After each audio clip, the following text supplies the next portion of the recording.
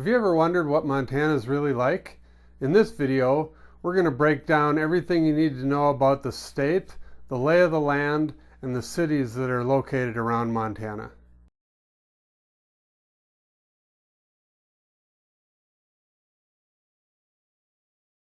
Hi, I'm Angie Frieder, and I grew up in Montana, and on this channel, we are going to tell you everything there is to know about living in Montana. If this is your first time visiting our channel, don't forget to subscribe to our channel and hit the little bell so that you are notified every time we put out a new video. We get calls every day from people that want to move to Montana, and we love helping them out. So if you're thinking about moving to Montana, please don't hesitate to email us, text, call, anything, so we can help you with your move to Montana. Okay, so let's start out by looking at the map of Montana. The one thing that most people that have never been here don't realize is how big Montana is. Montana is huge. There's only 3 states that are bigger than Montana. That would be Alaska, Texas, and California. So just to give you a little comparison of what that's like, if you take Washington, it fits right in the middle of Montana. It says Montana is 2.2 times bigger than Washington. If we look at another nearby state of Oregon, Montana is 1.5 times bigger than Oregon. There you can see it there. What else? Let's check out Arizona. It is 1.3 times bigger than Arizona. And then for my friends in Pennsylvania, where I used to go to school, let's check that out. I used to think Pennsylvania was pretty big, but when you compare it to Montana, it fits right in the middle of it, and it's not even close to being the same size. And Montana is even bigger than some countries. Take, England, for example. It is 1.6 times bigger than England. So there you can see the size of Montana is huge, and that's one thing you need to know when you're thinking about coming up here, is that there's a lot of areas, a lot of totally different areas of the state just because of the sheer size of Montana. All right, so let's get back to the map here. When you look at the east side of the state, if you follow my cursor here from just to the east of Glacier Park, down below Great Falls, and then down above Billings, and then down here to the corner, and then all the way up. This is wide open prairie. There is just ranch land out here. It's not a lot going on. Not a lot of trees. There are little pockets here and there along the reservoirs and the rivers, but it is wide open ranch land. It's the type of area that you can watch your dog run away for 3 days. I always joke that when you come over, or you drive on Highway 2 here and you come over the pass and start heading out of Glacier Park and into the prairie here, that you can see the lights of Minneapolis because there's really nothing in the way. North Dakota is over here, and it's a lot of the same wide open prairie land. So that would be the eastern part of Montana.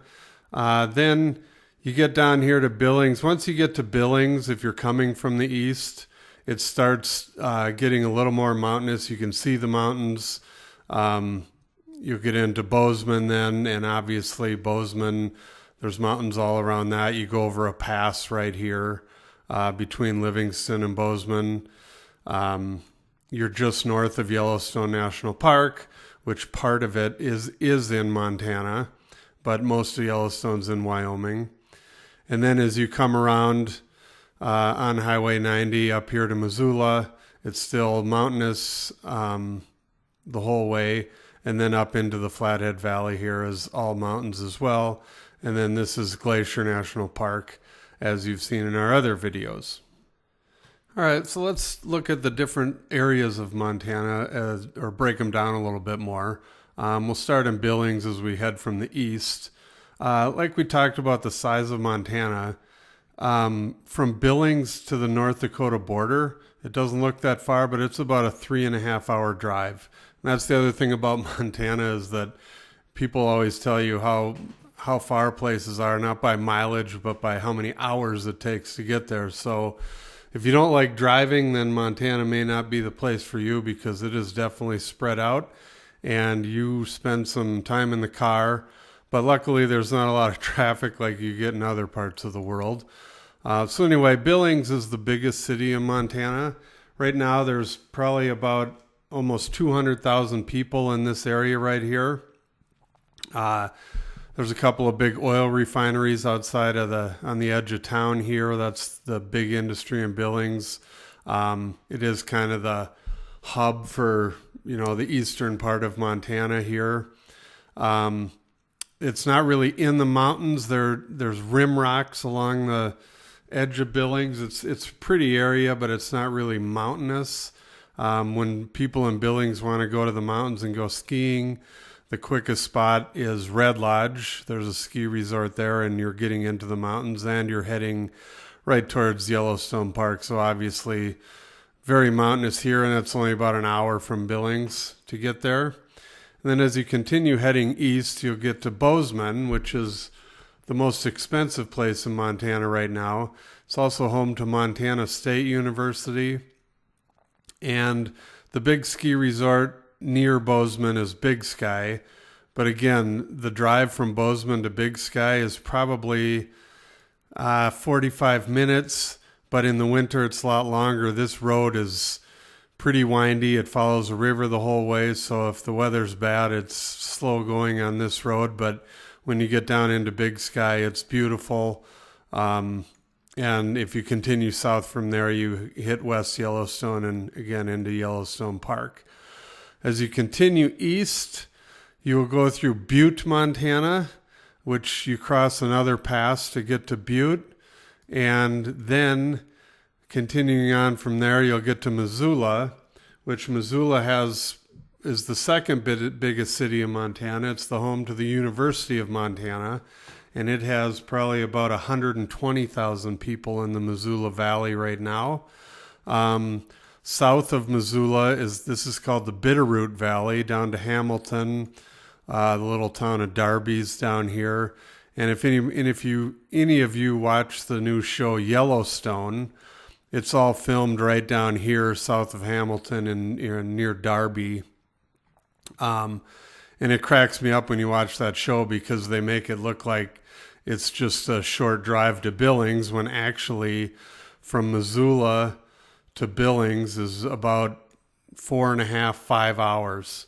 So when they're running around in that show and from Missoula to Bozeman is about 3 hours. So when they're in that show acting like they're, a quick trip to Bozeman, it's not at all. And then further north, this is the Flathead Valley up here with Whitefish, Kalispell, Columbia Falls. Then you have Glacier National Park is the big draw up in this part of the state.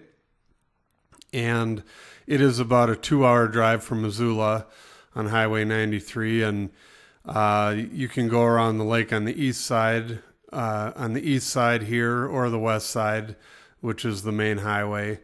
But again, it's usually 2 hours depending on traffic to get there from Missoula.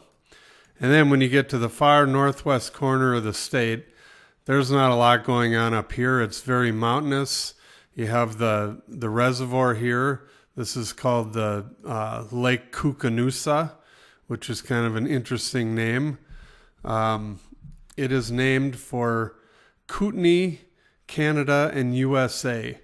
And so when they made this reservoir, because the reservoir crosses into Canada, that's why you get the Canada part of the name. But like I was saying, up in this far northwest corner, there is nothing up here.